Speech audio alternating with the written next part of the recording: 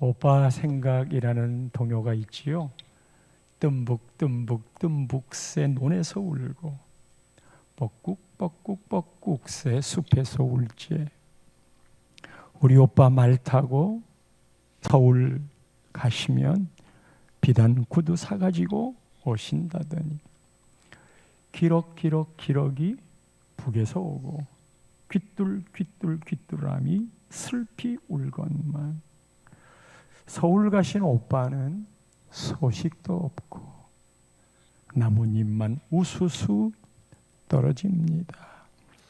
이 가을에 애잔한 그리움과 기다림이 잔잔히 흐르는 동요입니다.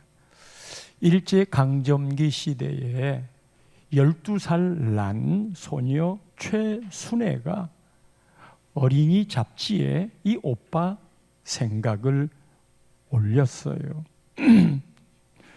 박태준 씨가 5년 후에 곡을 붙였지요. 많은 사람에게 사랑받는 동요예요. 8살 위의 오빠는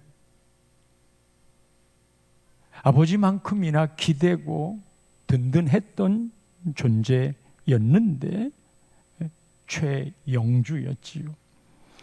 일본에 유학을 갔다가 조선인 학살 사건 때 피해서 한국에 돌아와 계몽운동하러 서울로 갑니다.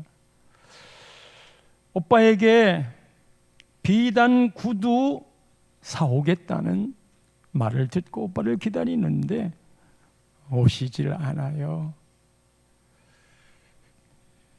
기다리고 있는 그리움, 기다림을 우수 있게 담아냈어요. 우리는 주님을 기다리잖아요. 그 주님을 기다림을 이 오빠 생각 멜로디에 개사를 해서 뜸북새 세상 점점 악하고 논에서 울고 순결함 잊고 뻐꾹새 세월 빨리 흐르네 숲에서 울지 믿음 꼭 잡고 다시 오실 주님은 소식도 없고 깨어있어 살라고 말씀만 하시네. 다시 오실 주님은 소식도 없고 깨어있어 살라고 말씀만 하네. 사랑하는 성도 여러분, 오빠 생각에 오빠를 그리는 8살 아래 12살 여동생이 오빠를 그리는 마음, 이게 애잔하게 닿는다면 사랑하는 성도님들이 재림을 기다리는 마음은 어떻게 와 닿는지요? 세상은 점점 악해지지요. 순결함도 잊어가지요. 세월은 정신없이 흘러서 우리는 믿음을 꼭 붙잡고 살려고 하는데 다시 오실 그 주님 소식 없고 깨어 있어 살라고 말씀만 하시네. 반드시 오실 그 주님, 그때 어떤 일이 있으며 그때 누가 주인공이 될 것인가? 오늘 본문의 말씀입니다. 31절에 보면 예수님이 말씀하십니다. 인자 예수님이에요. 자기 영광으로 모든 천사와 함께 올 때에 예수님 오신답니다. 반드시 오십니다. 올 때는 모든 천사와 함께 오는데 그 영광이 얼마나 큰지 영광의 보좌에 앉으십니다. 32절에는 그 영광의 보좌 앞에 앉으셨을 때 모든 민족을 다 앞에 모아요. 모든이라는 말에는 예외가 없습니다. 모든이라는 말은 에브리가 있고 영어에 each가 있잖아요. 이 에브리하고 each 모두 각각이라는 말인데, 이 에브리는, each는 각각이지만 에브리는 모두의 각각인 거예요. 거기에는 예외가 없어요.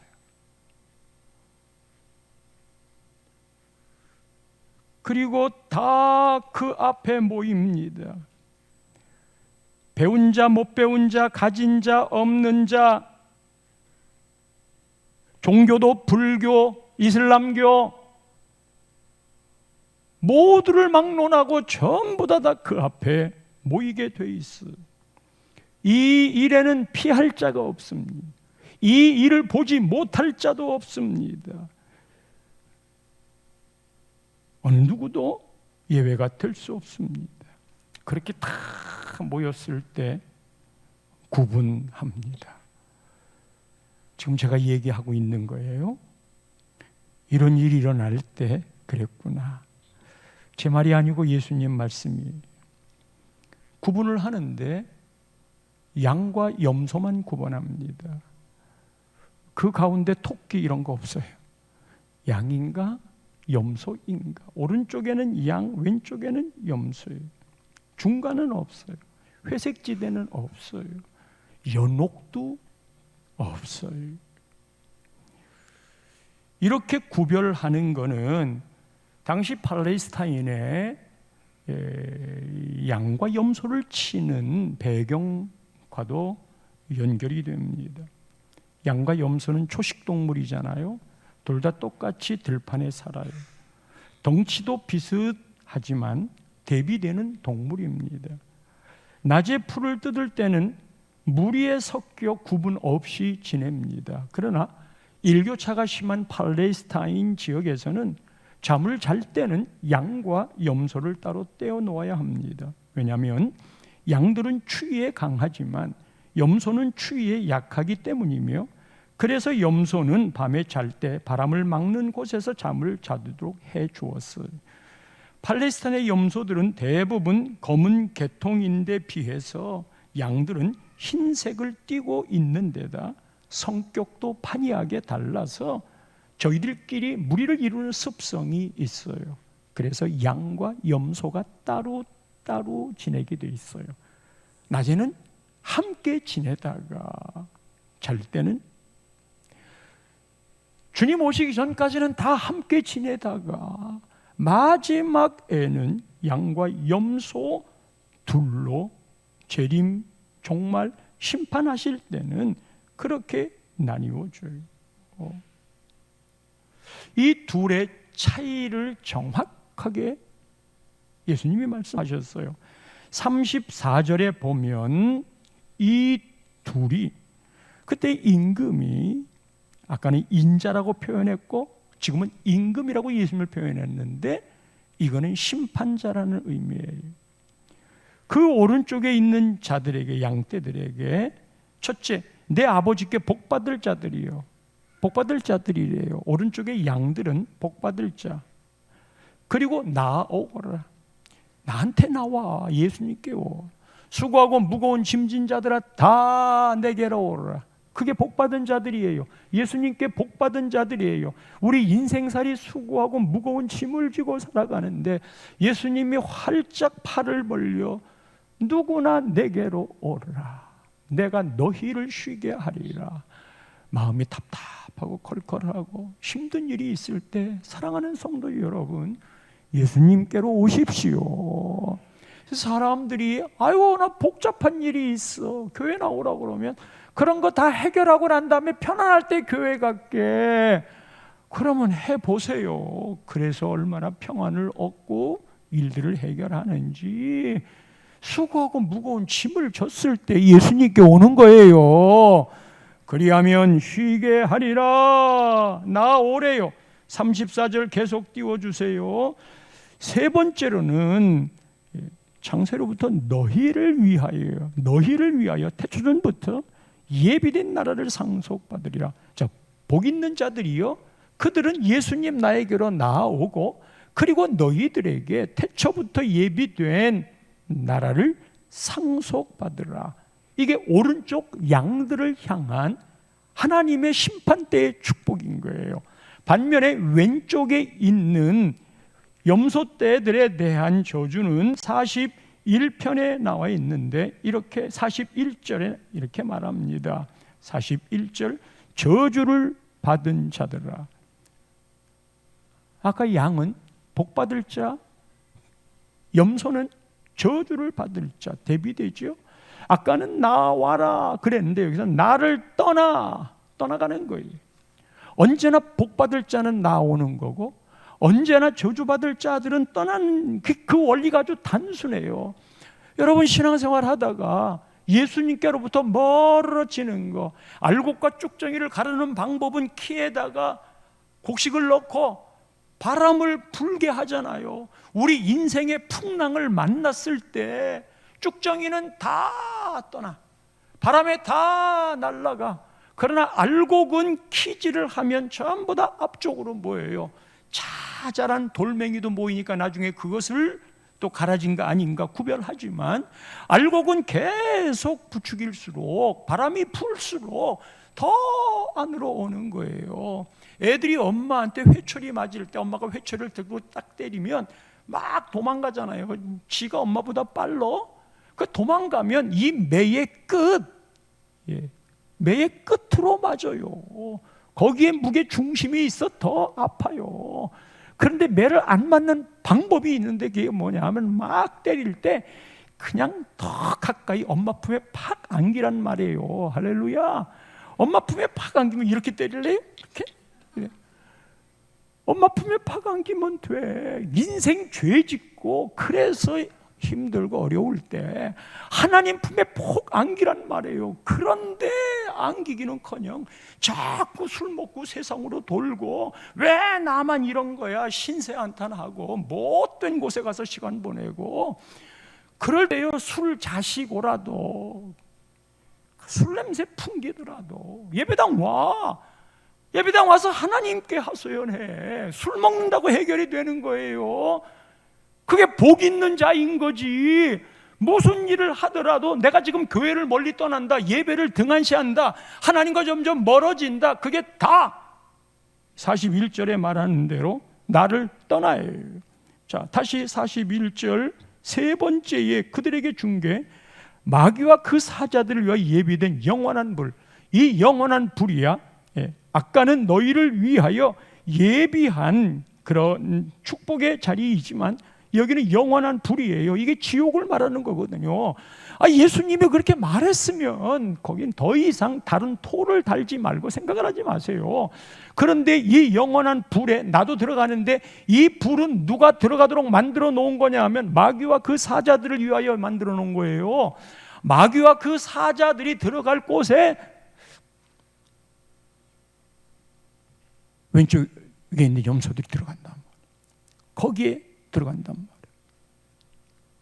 원래 그 지옥은 영원한 불은 마귀와 그 세력들 들어가게 돼 있는 거예요. 이것을 46절에 분명히 짚어서 이야기합니다.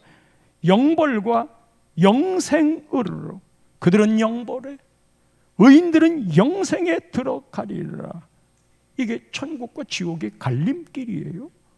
그러면 모두 다 모였을 때 양쪽으로 가르는 그 일을 무엇을 근거로 가르느냐 이 말이에요. 그 운명의 갈림길이 뭐냐? 오늘 본문 말씀을 1차적으로 봅니다.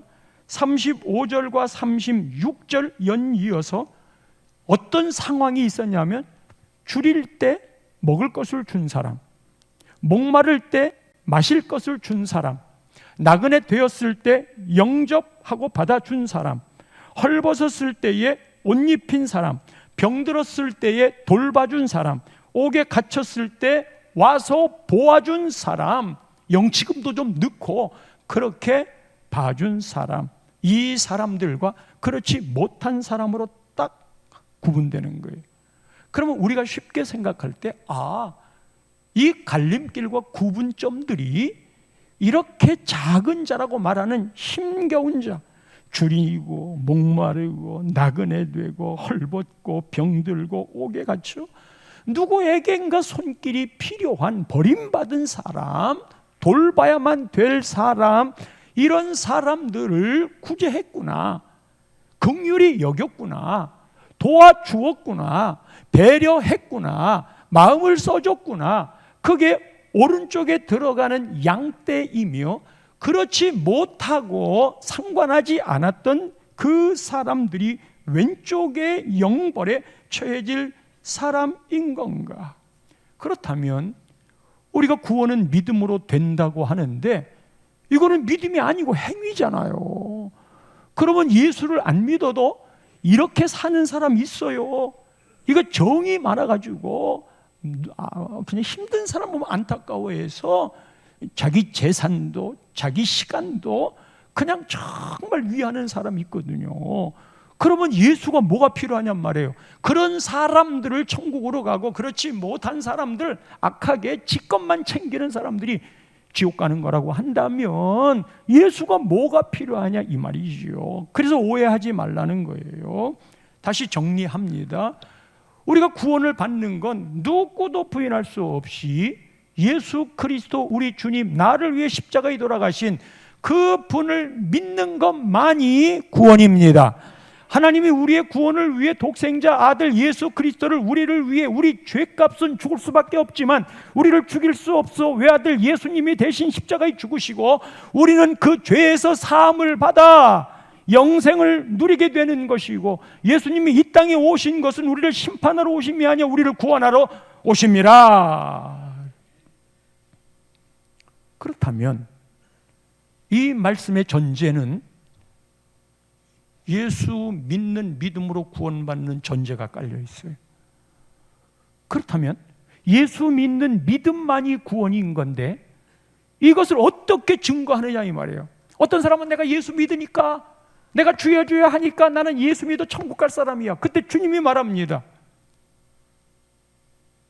주여 주여 말하지만 나는 너를 도무지 모른다. 무슨 말이에요? 내가 선지자 노릇하고 귀신도 쫓아내고 병자도 고치고 많은 이적을 행했는데요, 주의 이름으로 이것도 하고 저것도 하고 그랬는데요, 그런데 내가 너희를 도무지 모른다. 내가 믿었다고 믿은 것일까? 출발은 거기서부터 해요. 그러나 더 원천적인 출발은 주님이 우리를 택하신 택하심인데, 주님이 나를 택하셨다는 그것이 우리는 말씀을 믿고 그 확신 가운데 살아가는 거예요. 그렇다면 그대에게 구원받은 자로서 나타나는 하나님이 내 안에 속사람이 오셔서 나를 움직이고 있는 이 역동성이, 여인이 임신을 하면 내 몸이 바뀌어요. 그 생명 하나가 들어오면 입덧도 해요.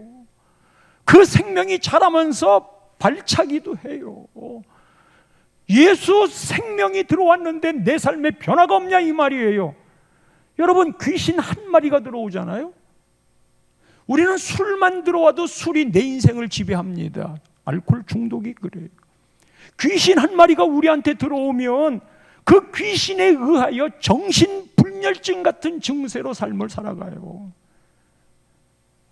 아이의 생명이 잉태되어도 그런데, 예수의 생명이 우리 가운데 잉태되었는데 우리의 변화가 뭐냐는 말이에요.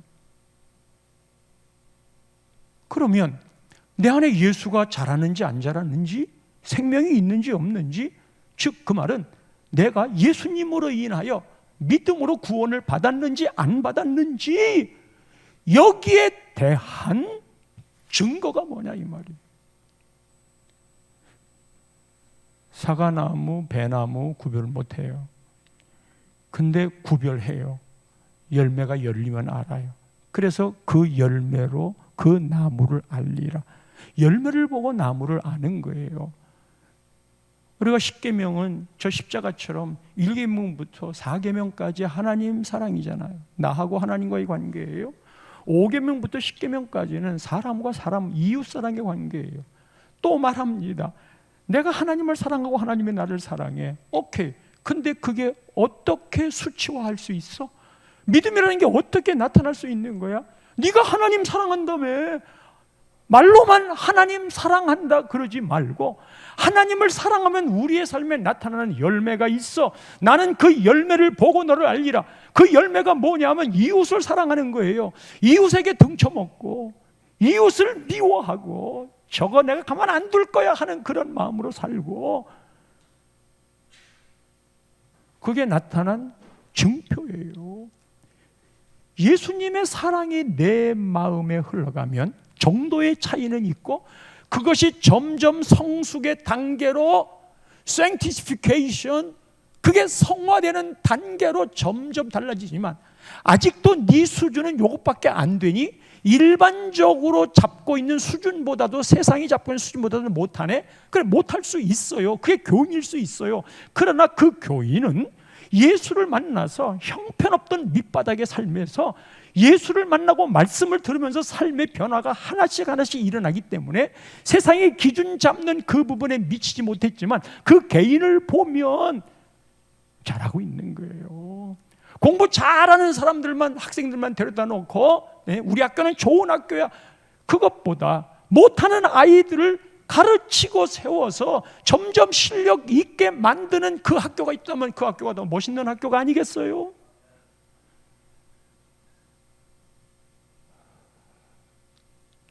또 우리는 입으로만의, 관념상으로만의 예수예요.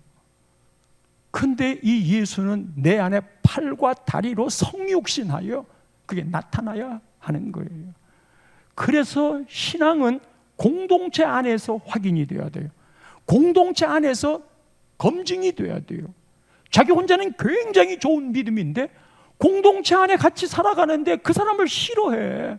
그 사람이 오면 찬바람이 싹 불어. 회의를 할라치면 분위기를 팍 다 깨버려. 뭘 하자고 그러면 나는 바빠서 못해 하고 다 쏙쏙 빠져나가. 그리고 나는 주님을 믿는다고 생각을 해요. 그게 전부 다 이웃사랑이거든. 그 이웃사랑의 열매. 그래서 믿음이라는 것은 내 삶 속에 어떻게 드러나느냐 하는 형태, 그것은 전부 다 사람과 사람과의 관계에서 집약되게 돼 있어요. 그래서 그것이 나타나는 현상들은 내 안에 예수의 사랑이 있으면 긍휼히 여긴 마음이 되는 거예요. 줄일 때 먹을 걸 주고, 목마를 때 마실 걸 주고, 나그네 되었을 때 영접하고, 헐벗을 때 옷 입혔고, 병들었을 때 돌보고, 옥에 갇혔을 때 와서 보는 거예요. 근데 여러분, 우리 주변에 그런 사람들이 있으면 아이고 톡톡 털어내고 싶잖아요. 그러면 그때 성령께서 네 안에 진짜 예수가 있는가? 하나님은 사랑이잖아요.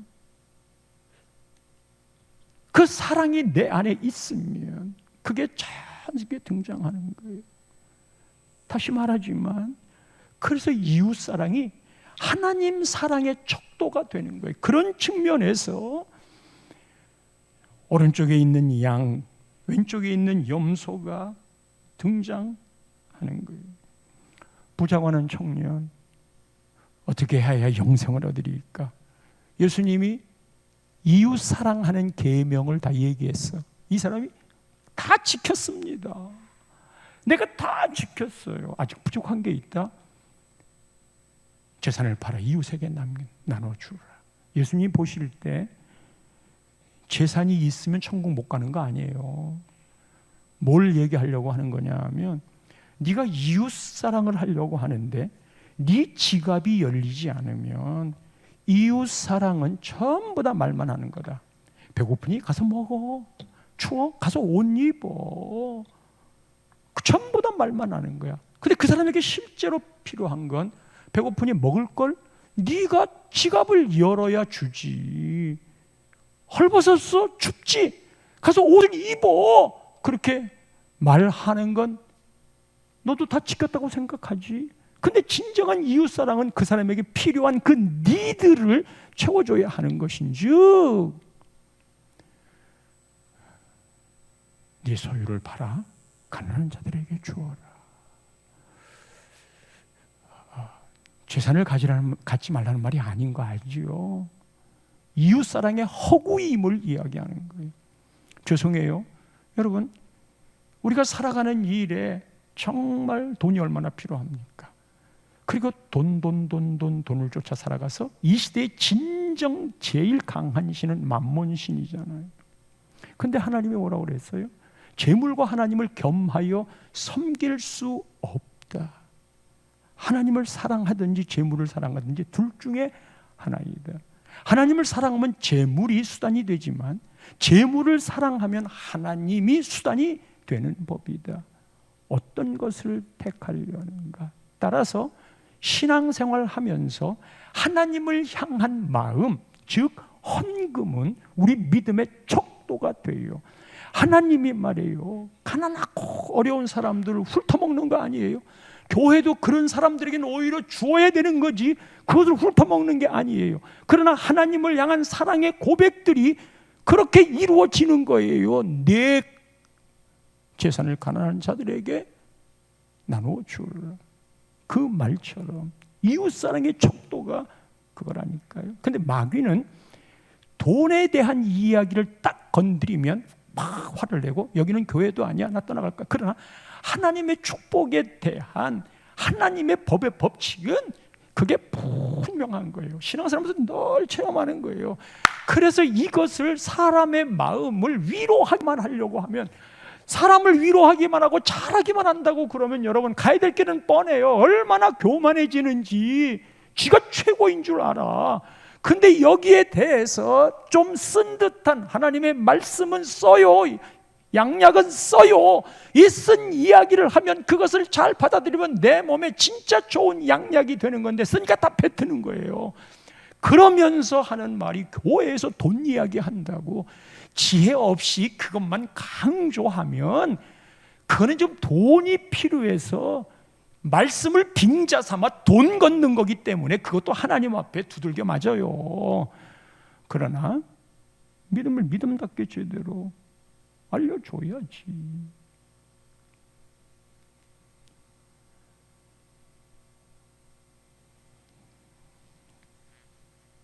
하나님을 만나면, 구원을 받으면 이런 게 정도의 차이는 있지만 그걸 바라보는 거예요.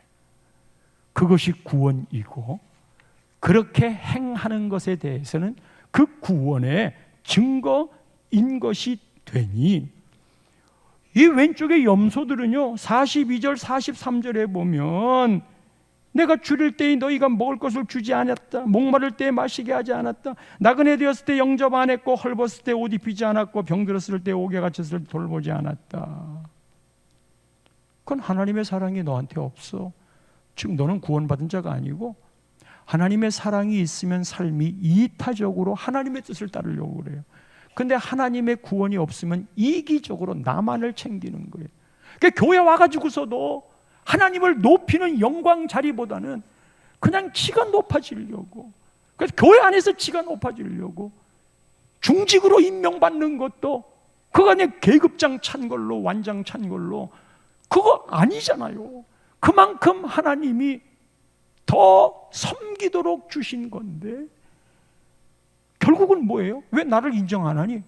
왜 나를 높여주지 않니? 그래서 섭섭하다는 거에는 마귀자가 붙어요. 술에도 술마귀, 음란에도 음란마귀, 그러는 것처럼 섭섭마귀가 붙어요. 섭섭마귀는 그 마귀가 하는 일이에요. 왜 섭섭해? 나를 안 알아주니까, 나를 인정해주지 않으니까. 그래서 끝없는 신앙의 훈련을 어떻게 해야 되느냐 하면, 하나님이 하시면 돼. 내가 사람에게 보이려고 하는 거 아니야. 사람이 알아주는 건 괜찮아요. 그 알아주는 것도 쉬쉬할 필요 없고, 내가 어떤 죄를 막 지었는데 그거를 누가 이야기했다고 성내지 마세요. 왜냐? 그게 팩트니까, 그게 사실이니까. 그래서 그런 소리가 들려서 나한테 오면 숨길 게 없구나, 그 생각을 하지는 않고 이거를 얘기했어? 그리고 거기에 팍 꽂히는 거예요. 여러분, 있는 그대로는 나의 부끄러운 모습까지도 하나님이 들춰내는 거거든요. 누구를 통해서 이야기를 했다 하더라도 올 것이 왔구나 그렇게 생각하고 받아들이면 편해요. 하나님, 제가 죄인입니다 그러는 거지. 그걸 막 가리는 건 왜 나를 그렇게 대하느냐고 말이에요. 그런데 하나님은 언제나 우리의 그 안에 있는 더러운 것들을, 옛날에 소 여물을 먹일 때는요, 그냥 부엌에서 나오는 음식 찌꺼기들을 다 무 꼬랭이 같은 건 두껍고 딱딱하잖아요. 그런 걸 잘 놓으면 그 위에는 아주 맑은 물처럼 말이에요, 그게 막 다 가라앉으니까. 근데 소 구정물을 주려고 그러면 막대기를 넣고서 팍, 저도 어릴 때 많이 해봤어요. 그러면 그 안에 있는 더러운 것들이 막 드러나거든요. 전인치유 수양의 회복 캠프가 그런 일을 하는 거예요. 네가 꽤 괜찮은 사람인 줄 알았지, 가라나 폼 잡고 있었지, 뭐 나처럼 정도 살면 내가 뭐 무슨 죄가 있어 그랬지. 안 보이는 네 속을 뒤집어 볼까? 그 안에 더러운 것들이 다 일어나는 그게 나. 그래서 혼자 살 때는 내가 꽤 괜찮은 사람이고 우아한 사람처럼 느껴지지만, 결혼을 하는 순간부터는 처음에는 너 때문에 내가 못 살겠어 그러다가 나중에 세월이 지나면 나 때문에 당신이 고생하는구리야 그렇게 바뀌는 거예요. 자기를 보게 하는 거예요. 교회에서 나를 힘들게 하는 사람이 있잖아요. 교회뿐이겠어요? 직장은 더하지요. 얼마나 나를 한 사람이, 그것도 그냥 이리 뽑고 저리 뽑고 쟤만 없으면 살겠는데, 그거 하나님이 다 훈련시키시라고 하는 거, 그거를 이겨낼 줄 알아야 돼요. 정이나 힘들어 스트레스 때문에 못 살겠으면 직장을 떠나야 되고, 그러지 않으면 이것도 이겨내야 될 부분으로 도전을 하셔야 하는 거예요. 염소는 하나님의 사랑이 그대에게 없다는 증거인 거예요. 이게 예수님과 상관없는 삶의 드러남이에요. 예수님과 상관없어. 예수님과 상관이 없기 때문에 그런 사람들 별반 내 삶에 문제가 안 돼요. 여러분, 이게 어떤 암시가 있냐 하면 35절 말씀 보세요. 35절 말씀에 내가 줄일 때에, 그때 내가 누구예요? 예수님이야. 그러니까 예수님이 줄일 때 예수님에게 먹을 걸 줬다는 거예요. 목마를 때 마시게 했다. 나그네 되었을 때 영접했다. 누가? 내가. 예수님 내가. 근데 어떻게 이게 예수님이 돼? 아니, 예수님인 줄 알았으면 이 염소떼들도 왜 우리가 언제 예수님을 공양하지 않았습니까? 왜 언제 우리가 예수님을 이미 오셨을 때 우리가 대접하지 않았습니까? 다 했지요. 근데 예수님의 말씀이 지극히 작은 자에게 한 것이 나에게 한 거다. 지극히 작은 자에게 안 한 게 나에게 안 한 거고, 작은 자에게 한 것이 나에게 한 거다. 지극히 작은 자 하나와 예수님을 동일시했어요. 말했지만 지극히 작은 자라고 그러는 거는 돌봐야 될 사람이에요. 이 돌봐야 될 사람도요, 끝없이 돌봐야 될 사람이에요. 이거는 돌보는 일에 마침표가 찍히지 않는 거예요. 농촌교회 할머니, 할아버지들, 주로 할머니들 몇 분만 계시는데 거기서 무슨 11조가 나오겠어요. 그 농촌교회를 돕는다. 왜 돕느냐? 목사님 한 분이 그곳에서 영혼 두세 사람을 모시고 거기서 함께 살아가는 그 모습, 하나님은 그 두세 사람의 영혼을 위해서 그 목사님을 그곳에 두셨으니 그곳이 주님 재림하시기 전에 자립을 하겠어요? 끝없이 퍼주어야 되는 그런 사업 선교를 하는 데가 자립을 하겠어요? 물론 농사 짓는 거 이런 거에서 자립도 하겠지만, 그러니까 우리가 도와줬는데 왜 일어나지 않는 거예요? 우리가 도와줬는데 왜 여전하오? 그거는 뭐냐 하면 내가 도와주었으니까 이 도와준 것의 결실을 우리에게 주소. 그러면 이제 우리는 그 말을 하잖아요. 도와주었더니 이렇게 됐다고 얘기하잖아요. 근데 원래 돕는 건, 받을 수 있는 사람에게 돕는 건 그건 투자하는 거예요. 예수님이 기억하시는 돕는 건 아무것도 받을 수 없는, 끝없이 해주는, 그래서 그에게 받을 것이 없기 때문에 예수님이 받을 것이 없이 소망이 없는 그들을 도와줄 때 그들이 너한테 갚을 게 없잖아. 그러니까 내가 여기에 대해주는 걸 예수님 내가 꾼 걸로 하겠다. 그래서 예수님이 갚아주시는 거예요. 어디 뭘 이렇게 돕고 그럴 때 그렇게 막 그냥 잘못 쓰는 거는 체크를 해야지. 그러나 돕는다는 건, 나눈다는 건 그게 끝이 없는 일인 거예요.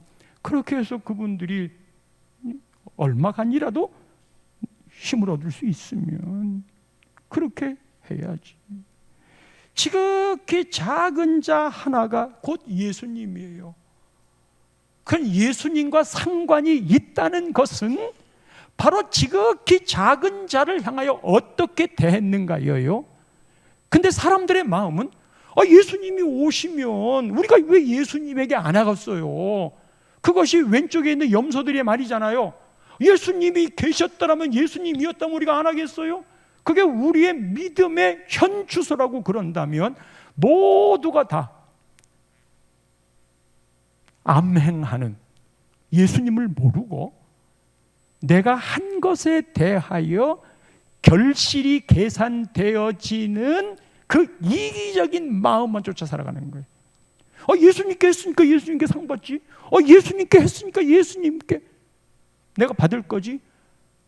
그러나 너한테는 아무리 지극히 작은 자 너는 해줘봐야 이게 진행만 빼는 거니까 내가 너한테 해줄 필요가 있니? 이렇게 생각할 수 있잖아요. 그래서 예수님이 작은 자의 모습으로 오셨다. 그것도 지극히 작은 자의 모습으로 오셨다 하는 거예요. 거지가 된 목사, 여러분 유튜브에 흘러다니는 거 보셨을 거야. 미국의 어느 대형 교회에 수천 명이 모이는 교회에 담임 목사님이 결정됐어요. 그 담임 목사님은 예레미야 스테피크라는 목사님인데 이 목사님이 부임하시는 날이 됐어요. 그 교회는 목사님 부임하는 걸 맞이하려고 모든 준비를 다 해놓고 축제 분위기가 됐죠. 우리 같이 좋은 교회에 담임 목사님이 부임하신다. 예배 시작 한 30분쯤 전이 되었는데 문 앞에 냄새를 나는 어떤 허술한 사람이 도와달라고 동정하고 있는 거예요. 도와주세요 하고 동정을 해요. 아니 지금 새 목사가 부임하는데 이런 꼴 보이면 안 좋잖아요. 그래서 목사님이 부임하시는데 아직 도착은 안 하셨고 그냥 문 앞에 냄새가 나는 거린 같은 사람이 구걸을 하고 있으니까 싫어했어요. 저쪽으로 가서 하시든지 막 야멸차게 하지는 못했지만 그런데 그 중에 세 교인은 관심을 보이더라는 거예요. 그리고 아무도 관심을 안 보였어요. 예배 시간이 돼서 나도 예배를 드리고 싶다고 그랬더니 맨 한쪽 구탱이 뒷좌석에 앉게 했어요. 그리고 이제 앞에서는 담임 목사 모시는 일 서로를 연결해서 준비했고 사인이 나왔겠지요. 이제 우리 교회에 예레미야 스테피크 목사님이 우리 교회에 부임하십니다. 여러분 힘차게 박수하십시다. 준비되셨죠? 그리고 담임 목사님, 새로 오신 목사님 들어오십니다 하고 조명이 켜진 데를 봤는데 안 들어오는 거예요. 그 교인들이 막 박수를 치고 있는 때에 저 뒤에 앉으셨던 거린이 앞으로 오는 거예요. 다들 충격이었죠. 놀랬지. 그 거린이 강대상에 오르시더니 아무 소리 하지 않고 성경을 읽기 시작합니다. 그 성경이 오늘 본문입니다. 오늘 본문의 말씀을 다른 거 아무것도 안 하고 이야기를 했습니다. 여기저기 우는 소리가 들렸습니다. 부끄러운 마음에 고개를 숙이고 있었습니다. 목사님이 이야기합니다. 사람이 많이 모인 교회이지만 여기에 제자는, 예수님의 제자는 충분하지 않습니다. 언제 우리가 주님의 진정한 제자가 되시겠습니까?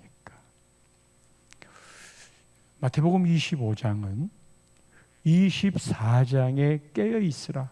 그럼 그 깨어 있는 게 뭐냐? 준비하거라. 그 준비하는 게 뭐냐? 25장에 세 가지 예를 들면서 말씀을 했어요. 미련한 다섯 처녀, 기름을 준비하라니까. 한 달란트, 결산이 반드시 있어. 주님 뜻대로 살아. 그리고 오늘 본문에 뭘 준비하라는 걸까? 예수님은 곳곳에 널려 있어. 뭔가를 막 잘하는 것처럼 사람에게 보이려고 하지 말고, 예수님은 지극히 작은 자로 오셨어. 평소에 잘해. 평소에 그거를 준비를 해. 평상시에 나한테 이익되고 나한테 도움되는 것만 쫓아가지 말고, 사람을 사귀어도 그냥 다 나한테 이익이 되는가 안 되는가, 예수를 믿어도 나한테 이익이 되는가 안 되는가, 그 예수님을 따라간다고 그러면서도 예수님 따라가는 그 일에 직장에 손해가 되거나 돈 버는 일에 손해가 되거나 나한테 손해가 되면, 내 인생을 올무 잡으면 예수님이 어디 있어? 내 가는 길 가야지. 때로는 내 가는 길을 하나님이 잘 가도록 해주시는 때가 있긴 하지만 근본적인 마음의 자세가 그게 아닌 걸 하나님이 아셔요. 생생내는 자리에 내가 있는 걸 아세요. 재림을 준비한다는 거는 그러기에 평소에 모든 일을 예수님 보듯 하되 평소에 잘해요. 주님 재림하신다고 그러니까 가까이 가가지고 호들갑 떨지 말고, 주님 재림하실 그 일을 평상시에 두 사람이 함께 맷돌 갈다가, 두 사람이 함께 참을 차다가, 늘 이 관계는 사람을 보는, 앞에는 성실의 관계였다면 이건 사람과의 관계에 있어서 진짜 예수가 내 안에 있다면 그걸 잘 할 거야. 배려하고 긍휼히 여길 거야. 그게 재림을 맞이하는 사람의 준비일진저. 할렐루야. 그러시면 아멘 크게 할렐루야.